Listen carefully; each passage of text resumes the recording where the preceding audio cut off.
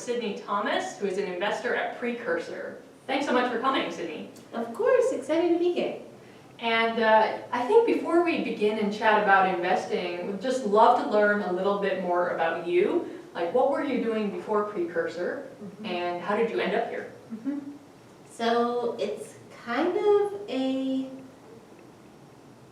roundabout story. And so essentially my background is in the public sector. And so I've always been really interested in wealth inequality. That's kind of always been my shtick. And so when I went to business school, well, my last job before I went to business school, I was working at a nonprofit that was matching wealth to individual public schools that were under-resourced. And it felt just like the people with the wealth were pushing us around a little bit, and I didn't really appreciate it. And so I was like, okay, well, I need to understand it. And so I went to business school to understand the background behind all of these things. And so tested out a few different areas in the private sector as well to see what I liked and what I didn't like, because I've never thought I was going to go to the private sector before. And essentially my last job while I was in school was at a startup called Soma Water, which it actually was just a few blocks away from here.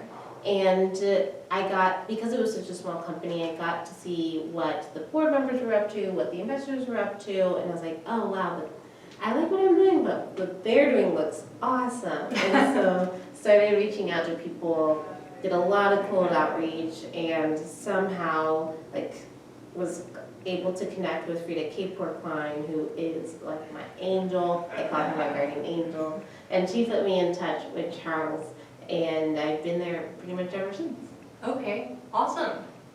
So I wanted to kind of dive in a bit into Precursor. So you guys are a pre-seed fund. What does that mean to you? Yeah, pre-seed for us, we have said a lot of, our designation is a pre-market, pre-traction, pre-product, and so by default, pre-everything company. We have invested in the company as early as it was an idea of this one guy at Google, and Charles talked him through his exit process out of Google and invested in him as soon as he stepped out of the shiny gates. And we've invested in, but we've also invested in post-product companies as well, just ones that have not yet raised a lot of money. So ones who have bootstrapped well, and the founder has 100% of the company, and they're looking for that $250K to get them access into the right market or get them to distribution or what have you. So we focus on that pre-everything company, but we'll also invest in companies after they've built something, if it's something that the founder is looking, the founder is looking for venture money as well. Got it. So you're in like that first round in or first check in to a company. Exactly. And tell me a little bit about like, where are you investing? I think we chatted that your geography is fairly wide. Are you investing worldwide or just in the US or Canada, US? So we just made our first couple of investments in Mexico. Okay. And so we're in Mexico, we're in Toronto, we're in New York, we're in South Carolina, in Texas. The vast majority, 2/3 is still in the Bay Area, but we are really excited about emerging markets, both emerging markets in the US and emerging markets more broadly. And does a company need to be incorporated in the US? Like, for example, these deals in Mexico, legally, were they in a Mexican type of entity, or how do you think about that, or does that not matter? Yeah, that's a great question. Preferably they're incorporated in the US, but we are, especially in the early stages, we've invested, in the initial few months of talking to companies, we've invested in first-time founders who are still relatively new to this whole, why someone would prefer if you were incorporated in Delaware versus California and all of these ins and outs. And so we are also willing and able to walk through and advise founders on where they should incorporate, how, as well. And so what kinds of things are you investing in? Is it software, hardware, within software? Are there certain areas that you like? Yeah, so we invest in a lot of stuff. So the things we don't invest in pretty aggressively is not much ad tech. It's a similar story with you. not much ed tech. We'll do ed tech if we know who is paying. That's kind of like our distinction. So if it's an ed tech company that sells to parents, or it's an ed tech company that sells to professors, but not like ed tech company that sells to schools, it's a little more like nebulous. Mm-hmm. And so we won't do ed tech gaming. Given Charles's background is in gaming, we kind of stay away from it. He's enough history there. And then other things, we used to not do e-commerce, and we recently started getting into the e-commerce space, which has been a lot of fun. Interesting. And so, but I'd say the core of the portfolio is marketplaces. We've invested in a lot of marketplace companies, but we've also invested in a B2B SaaS fintech company and an HR tech software company. And so we do a lot of things. We've invested in about 100 companies so far. Mm-hmm. And so they run the gamut. Okay. And can you tell us about one of those investments to give us a taste? And I realize that's not necessarily representative of your whole portfolio, but just give us a sense of like one company, like what was exciting about it, what did they do, and how did you guys decide to invest? Mm-hmm. Okay, let me think of a good case study. One company that's really cool is called the Relish. And so it's essentially a ESPN for women, so only women. And I mean, men could log on, but you're going to see only women broadcasters. The voice, the emotional, like all of it is curated to be interesting for women, which is like something that ESPN is, which is a segment that ESPN like really does not care about. Unfortunately, we know this to be a fact. And so one of the things we were really excited about was that it's this weird, nobody else is really doing that. Like there's no other company that really is doing sports for women. There's not many investors who like media. Mm-hmm. And so it was all kind of like in this, kind of like the untouchable space for venture. And so we actually love those types of companies because for us that means that they're attacking a really blue ocean in sense of the word, in sense of the market is open, and while the investors might not get it at the beginning, once there's traction, the investors will get it. Mm-hmm.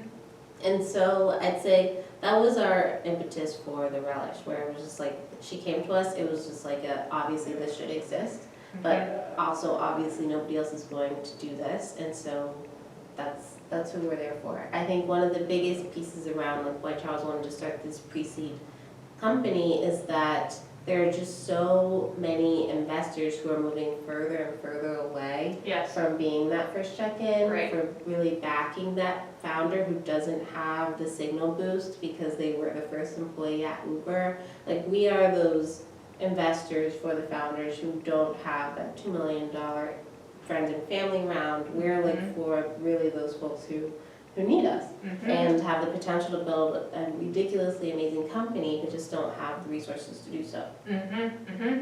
And so tell me a little bit more about, for the Relish, like, you know, how did she come to you? How did the founder come to you? What did it take to get conviction? Like, did you have multiple meetings, or was there anything you needed to dive into? Because there's not a lot of data at this stage, right? Walk me through that process. Yeah, so yes, there's rarely much data to go off of. And so we don't really do much data analysis at Precursor.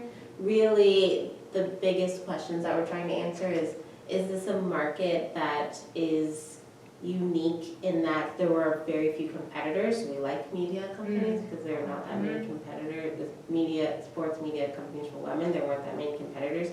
And if they win, like, is this a market that's big enough that if they take 5% of the market, if they take 10% of the market, that's a really meaningful outcome. And I think the cool thing about Precursor though is that because we're such a small firm, we don't need $1 billion outcome to have a meaningful exit. We need $100 million outcome, which is actually very different than the later stage VC firms who have already raised like hundreds of millions of dollars, who are looking to deploy tens of millions of dollars in order to get ownership numbers that would then make it meaningful to them if that company exits at $1 billion.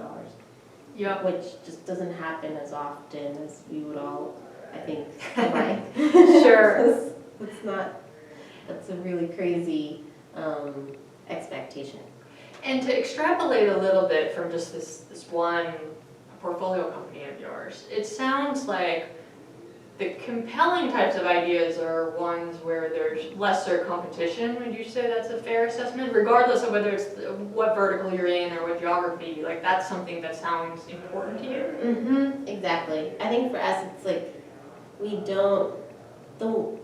I guess the companies that are in areas where there's a lot of competition, we worry because we think that there actually should be a lot of data analysis on this, where there's a lot of companies and only one's going to win out, or maybe 2 or 3 are going to win out, but they're going to win out because of some really specific data moat that they might have, and at the pre-seed level, nobody has that data moat.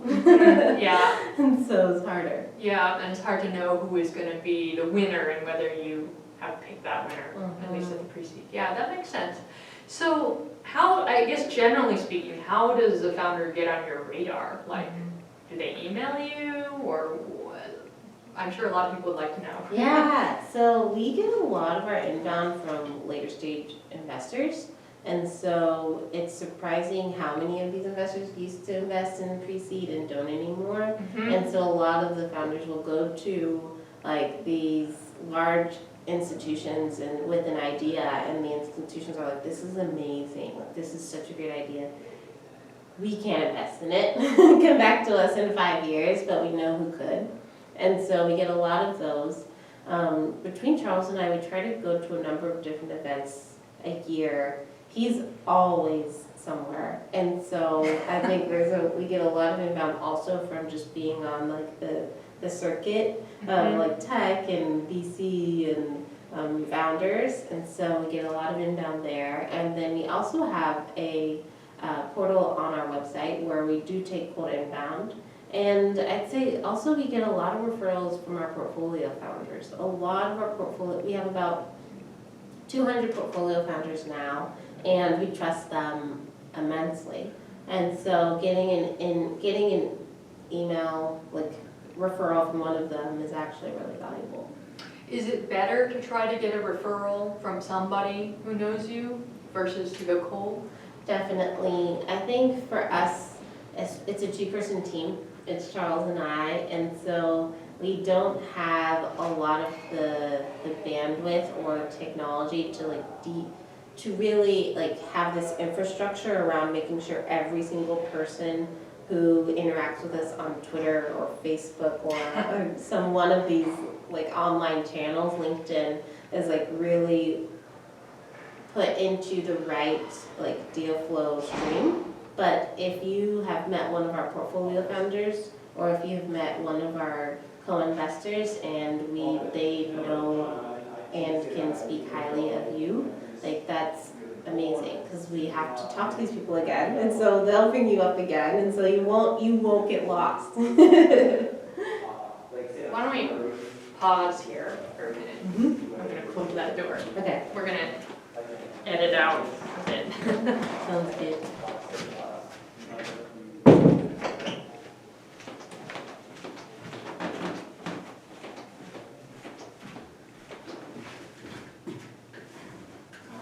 Now I'm going to use the slate again. Cool. We'll start again.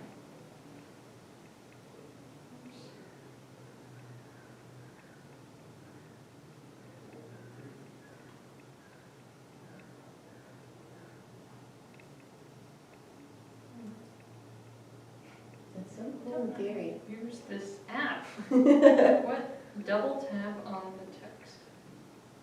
Change now.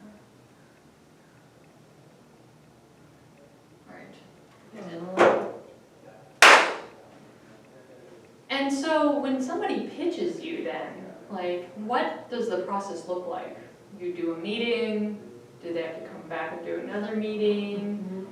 Do you do the meeting separately between you and Charles? How does that work? Yeah, so Our standard process is we try and do the whole process from that initial meeting to the check-ins in your bank over the course of a month.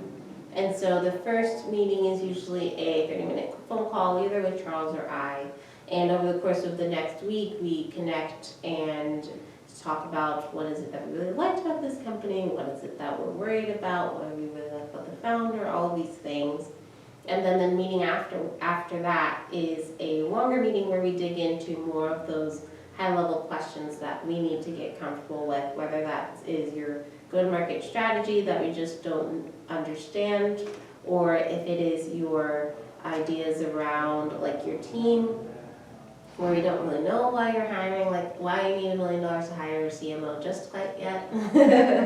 Or if it's one of these really kind of like existential questions around the next stage of your company that we have and that we need to get comfortable with in order to go further. And then the third meeting, so the one right after that, is usually more of a high-level discussion around like what are the terms of your round, how do we get involved, and how do we start evangelizing others so they can get excited about what you're up to as well. Got it, okay, so is that maybe 2 meetings, 3 meetings? Yeah, usually it's 3 to 4. Oh, okay, got it, and it's meeting with you and or Charles? Mm-hmm. Okay, and I mean, do you ever do ideas where you need to bring in a third party, like either around areas that are specialized or anything like that? Sometimes in one of those meetings, like the questions that we have can't be answered by us. And so we will bring in one of the portfolio founders to answer some questions, or we'll bring in an expert to answer or ask some of the questions. But usually we are not the fly on the wall in those conversations. We usually let the expert or the portfolio founder and the entrepreneur talk together, and then we just sort of sync up with these people afterwards. Coordination is always a big, bottleneck. So we try to keep that to be like less of a bottleneck as possible. And so let's say that you have these meetings with the founder. How do you end up getting conviction? It's so early. Like how do you decide? Okay, I'm going to pull the trigger. Are there ways or frameworks that you guys use to think about when to go? Yeah, that's such a hard question because it's so true. And I think it's very different with every company. I think that it's like I actually, and this might be, I come up short with what you were saying before, it's not going to be a very tactful answer. But like, because I can't really think of a formula for it. It just kind of happens. And so there'll just be companies where they come in and it's like, wow, that was brilliant. We had never, I'm thinking of one of the companies that we just invested in called Gooder, where they're essentially becoming like the waste management solution for large enterprises. And we're just like, that is so brilliant. And for, essentially for compostables. And she's starting in Atlanta, and we're just kind of like, this is like such a good idea. Nobody else is doing it. She is killing it. Like, we have to invest. And it was like so easy. And there's others where it's a much healthier debate. But, so I can't say that I think every single company that's in the portfolio had a somewhat different route of getting that position or getting that slot. And so let's say that you decide to make an investment. How do you guys work with your portfolio founders? Yeah, so I say our brand promise is essentially post-investment will help you around 3 things. So the first one is fundraising. So we spend a lot of our time in the valley, up and down the Caltrain, talking to different investors, making sure that we're on top of what different investors are looking for, and so that we can put you in touch with the partners who actually are more likely to get you to that yes, in order to decrease the time that it takes for you to close your round, because we know that a lot of entrepreneurs don't actually enjoy fundraising and they just want to get back to work. So that's a big piece of one of our 3 things. The second one is hiring, and so we don't do sourcing of candidates, but we'll help you close candidates. And so a big piece of this is a lot of our entrepreneurs, we work with our first-time entrepreneurs, they're not in the Bay, and they haven't really hired a CPO before, or a CMO before, or like their first SDR. And so we spend a lot of time with different entrepreneurs on calls with folks who they've sourced, who they're excited about, and essentially share that feedback back with the entrepreneur, where we can say, oh, this person who you talked to is like amazing, hits it out of the park, you should definitely hire them. Or we'll say, you know what, actually we have some pretty intense reservations, what the salary that they're asking for is just crazy, or the equity that they're asking for makes no sense, or we just don't know if their background like will make them a good fit for what you're looking for. And so we just try and give them like a gut check based off of what we know to be true in the Valley and outside, so that they can have some additional advice on making some of those really critical first hires. And then the third one is around on-demand support. So Charles will leave a few hours of his day open for founders to essentially call him for anything, and they take him up on it. And so he'll get calls around like, sometimes it's very personal, and they just need almost like a counselor to talk to, and sometimes it's very professional, where it's like their investors are just going crazy and they don't know how to get like the board meeting on the right track because of this last conversation that they had with one of their largest investors. And so it's always something, but we try to make a lot of our time available for these last minute phone calls and requests, because we know so much about building a company, especially at these early stages. Like it happens, everything happens fast. And so it's important to be available and get on their calendar and support them when they need them. Great. Well, thanks so much for chatting with me today, Yes, Susie. of course. Thanks for having me.